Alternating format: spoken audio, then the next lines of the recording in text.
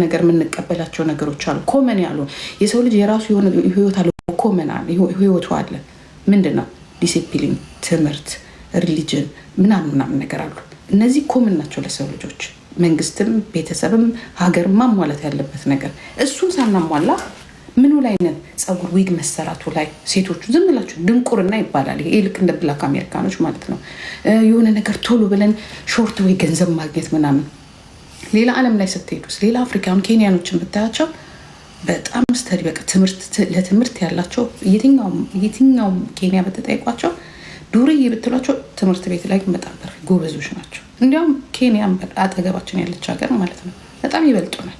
የኢትዮጵያ ትውልድንስ ብታዩት በ27 ዓመት ምንድን ነው የተደረግነው? አንድ ክፍል ውስጥ 130 ተማሪ ነው ያለው። ትምህርት ቤት ሰርተናል።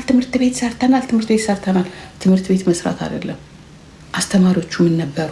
ትምህርት ቤቱ ማቴሪያል፣ የትምህርት አሰጣጡ ምን ነበረ? መጀመሪያ ጦርነት የከፈቱብን ህዝባችንን ማደንቆራቸው። ብር ያለው የግል ትምህርት ቤት ልጆቻችን የግል ትምህርት ቤት ውስጥ ከፍለን እንድናስተምርና ከድንቁርና እንድንለያቸው። ድህነት እያለ ማነው ከግልም ደግሞ የግል እኮ አለው 30 ሺህ ብር በኢትዮጵያ 40 ሺህ 50 ሺህ የሚከፈት ትምህርት ቤት ከፍተው የትምህርት ነፃነት ብለው ማንም እየተነሳ ትምህርት ቤት ይከፍላል። የግል ዩኒቨርሲቲ ይከፈታል። ወስዶ ይሄንን ፎርጅ ዲፕሎሙን ይሰጠዋል። እኔ በራሴ ያየሁት በቤተሰብ ያየሁት ነው። እዚህ ግን እስቲ ትምህርትን እንዲህ አድርገህ ዩኒቨርሲቲም ተማርክ፣ ኮሌጅም ተማርክ፣ የሆነ ሳብጀክትም ወሰድክ፣ ያ አፈር ከድሜ ነው የምትበለው። የትምህርት ጥራት አለ። የኢትዮጵያ የነበረው እዛ ምርቴል ኮሌጅ ነው። ምን ዩኒቨርሲቲ ዩኒቨርሲቲ ምናምን ዩኒቨርሲቲ ሰፈሩ በሙሉ ኮሌጅ በኮሌጅ ነው። እንኳን ደስ አላችሁ። ስራ ላይ ስትታያቸው ዜሮ፣ ስትፈትናቸው ዜሮ። መጀመሪያ የተገደል ነው በገነት ዘውድ የምትባል ደንቆሮ አሮጊት የትምህርት ጥራት ላይ ህዝቡ ዛሬ ወዲያ እንለው ስናወራ ራሱ ተሳዳቢ ነው የተለቀቀብን። ለምን እንዲያለ ለምን እንዲያለች ለምን እንዲያሉ የሚላቸው የለም። እናትሽ ትበዳ የሚል ትውልድ ነው የተፈጠረው። ገባችሁ? ኢህአዴግ መጀመሪያ የገደለን ቀስ ብለው እኮ ነው የገደሉ። ቀስ ብለው እኮ ነው የገደሉ። ቀስ ብለው ከዛ በኋላ የገዛ ልጆቻችሁ ጋር አትግባቡ።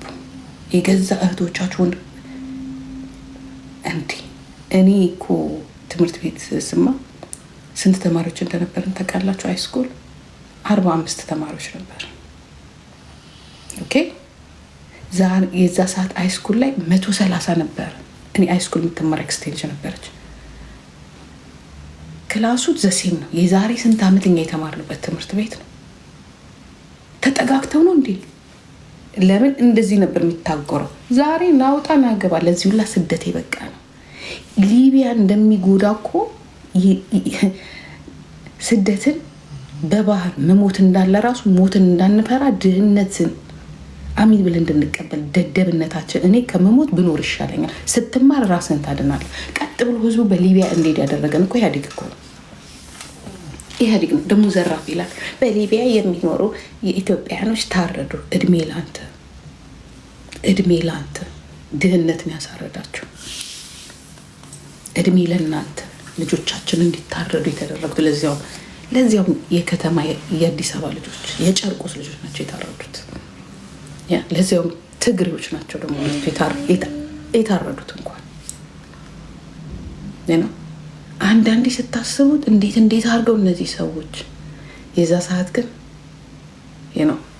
ውጥር አድርገው በተለያየ መንገድ ማቴሪያል እያስገቡ በተለያየ መንገድ ልጆቻቸውን ሲያስተምሩ በተለያየ መንገድ እንደምንም ብለው እስር ቤት ውስጥ ሆኖ ሲማሩ የነበሩ ሰዎች እንደምንም ብለው አምልጠዋል። እንደምንም ብለው ኢቨን ስኮላር የነሱ ስራ እኮ ስኮላርሺፕ እንኳን ለማን እንደሚሰጡ ታውቁ ነበር? ለራሳቸው ሰዎች ለደንቆሮ ነበር ሲሰጡ የነበረው። በዝምድና ምናምን ሰርቲፊኬት ተሰርቶለት ምናምን እዛ ሄዶ ፈርስት ሴሚስተር ክሪስማስ ላይ ይባረርላቸዋል። እዛው አሳይለም ይጠይቃል። እዛው ብር ምናምናቸው ይሰጣቸዋል። በቃ ይህንን እድል እንኳን እንዳናገኝ አንድ ኦሮሞ አንድ አማራ ያደረጉን 30 29 ምናምን የነሱ እነዚህ ሰዎች እኮ ያልሰሩን እኮ ጉድ የለም። ኢቨን እሱ ተውት፣ ትምህርቱ በጣም እሱ የማይገኝ ነው። ስኮላርሽፕ አይደለ? ኦኬ ብር መክፈል አለባቸው። የሆነች የሕክምና ኮርስም ተገኘች፣ የፖሊስ አሁን ፖሊስ ኮርስም ተገኘች። የራሳቸውን ሰው ይልካሉ። የራሳቸውን ከአብዚ ቁልጭ ከዛም አድርገው ይልካሉ። አንድ ከኦሮሞ አንድ ከአማራ ለይስሙላ። ከዛ ደግሞ አሁን ጥሩ የሚኒቴር ትምህርት ምናምን ነገር የፖለቲክስ ምናምን ትምህርት ሲኖር ደግሞ ወይ እስራኤል ወይ አሜሪካ ወይ ኢሮፕ ምናምን የራሳቸው ልጆች ይልኩና ለእኛ ልጆች ሱዳን ይሄ የአሜሪካን ዩኤን ለሰላም ብሎ እየከፈለ እንትን የሚለው የለም እዛ ይልኳቸዋል። በቃ ጥሩ ኮርስ ተገኝቷል ሄዱ። እነሱ ግን እኮ አስከባሪ ናቸው። ከዛ ብሩን $8,000 የሚሆን $4,000 ነው የሚከፍለው ዩኤን አይደለም። የሰላም አስከባሪው $1,000 አይደርሰውም። 8,000 በኢትዮጵያ ብር ይሰጠውና ሌላውን ደሞዙን እነሱ ናቸው የሚያደርጉት። እነዚህ ሌቦች ስንት ታሪክ አላቸው እኮ ስንት ታሪክ አላቸው። ደም የሚሰርቁ ደም የሚዘርፉ የደም ባንክ እኮ የሚዘርፉ ናቸው። ደም የሚሸጡ እኮ ናቸው። ተውት፣ ሀብቱ ምናምን ይሄ ማዕድኑ ምናምን ተውት። እንደዚህ አይነት 27 ዓመት እንደዚህ አይነት ጉድ ውስጥ እንደዚህ ህዝቡን ትውልዱን ለዚህ አብቅተውት አሁንም ደሴ ታዲያ ከዚህ ትውልድ ማን ነው ጥሩ ምሁር የሚወጣው?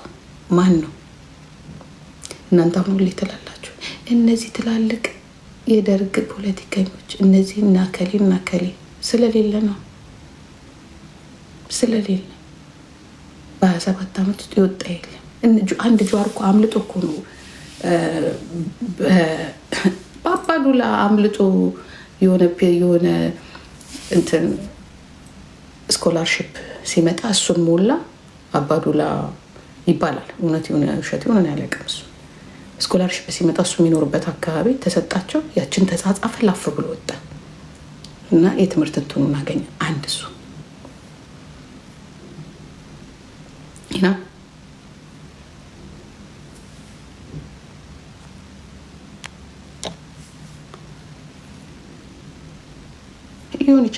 ሊሆን ይችላል። ታገለው ከሆነብህ ታገለው። እኔ አትታገለው አላልኩም። ያንተ መንግስት ነው የኔ መንግስት ነው። ገባ? መታገል ነው። ታገለው በቃ አሸንፈው። እኔ እኮ አትታገል ምን አገባኝ እኔ። አንደኛ የእነሱ ፓርቲ ደጋፊ አይደለም እኔ። ሁለተኛ አንተ የምታየውን አይን እኔ ሳላይ ቀርቼ አይደለም። ታገለው በቃ ወደፊት። ደስ ይለኛል ስትታገል ለመብት ስትኔ አክባሪክ ነኝ። ግን ደንቆሮ ይኸውልህ አሁን እኔ ሳያቸው እናንተ እንዲህ እላለሁ። አሁን አንተ ነው የምትመራኝ እላለሁ። ኧረ ሰውዬ ይምራኝ እላለሁ። እየመረጥኩ እኮ ነው እኔም እኮ። አሁን አያጅቦ መጡ ሰሜን ስለኝ አያጅቦ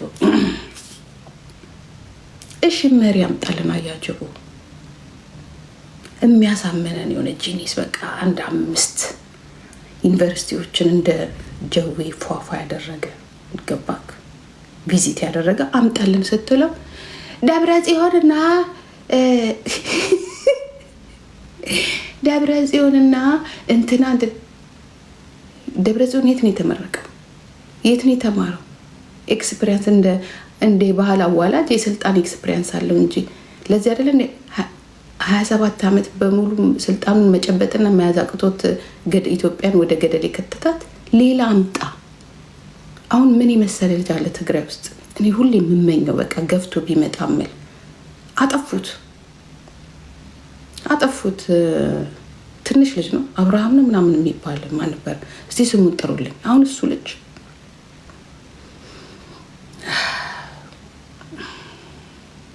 እንዴት ምርጥ ልጅ እንደምትል አምዶም አይደለም ሌላ ልጅ የመቀሌ ዩኒቨርሲቲ አስተማሪ ነበር።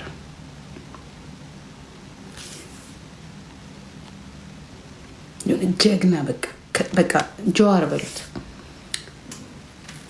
አይዶነ ስሙ ጠፋኝ።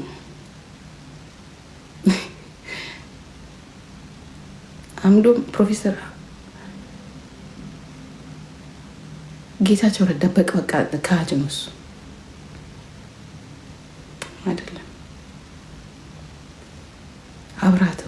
ፈዟል። እሱ በትግል ፈዟል። እሱም ጥሩ ሰው ነበረ አይደለም። በጣም የሆነ በጣም ስማርት ልጅ ነበር። ውስጥ ለውስጥ ራሱ ሲጻጻፉበት ነበር ትላልቅ ሰዎች ይዛኔ እና ኢሜል ላይቸው ነው እኔ ራሴ ይህ ልጅ በጣም ወደፊት ቢመጣ ምናምን ተብሎ ሲወራ በኢሜል ሲጻጻፍ አይቼ ሳየው ቴድሮስ አድሃኖም እና አይደለም የመቀሌ አስተማሪ ነበረ። ትዝ ይላችሁ ኑር ራሱ ህዋትን ቅጥቅጥ ያደረገው ነበር። ቅጥቅጥ ደፋር ፕሮፌሰር ነው፣ ሀፍ ፕሮፌሰር ነው፣ ወጣት ነው። አይ ቲንክ በጣም ያምር ልጅ ሲናገር በጣም ጎበዝ ልጅ አይደለም። ያውቁታል። እኔ ራሴ በጣም ነበር የምለጥፈው ፌስቡክ ላይ። አሁን እሱ ቢመጣ ይናገር ነበር ደግሞ የጦርነት መሀሪ ያ መሀሪ ነው ምናምን ያ ትክክል መሀሪ ፕሮፌሰር ዮናስ መሀሪ ነው የሚባለው። እሱ መሀሪ ነገር ነው ስሙ። በጣም ጂኒስ ይሆናለች። በጣም ስነስርዓት ያለው በጣም ሪስፔክት ያለው በቃ የሆነ የመለስ ስታይል ነገር ነው ያለው እንትኑ እና በቃ ይሄ ልጅ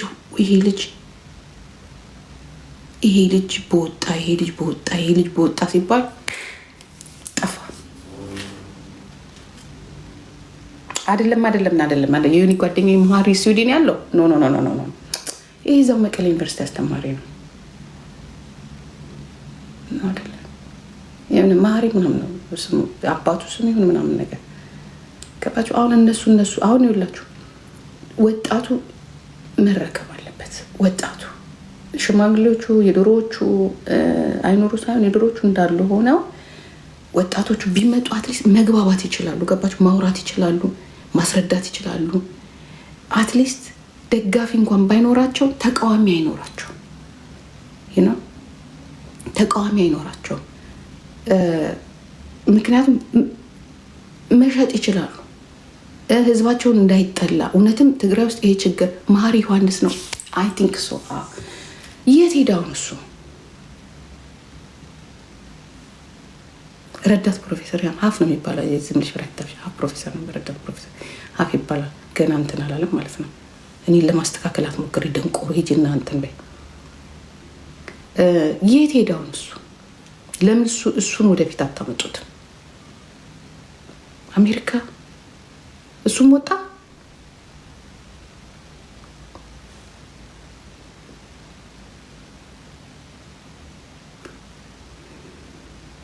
ወጣት ስላችሁ እኮ ያው ምን አሁን የእነንትና ነው የእነ አብይ የጀዋር ምናምን እኮ ሊሆን ይችላል። የአብይ እንኳን ሳይሆን ግን በጣም ስማርት የሆነ በጣም ማሳመን የሚችል በጣም ስለ ህዝቡ ማውራት ታሪክን የሚያውቅ በጣም ስነስርዓት ያለው ምናምን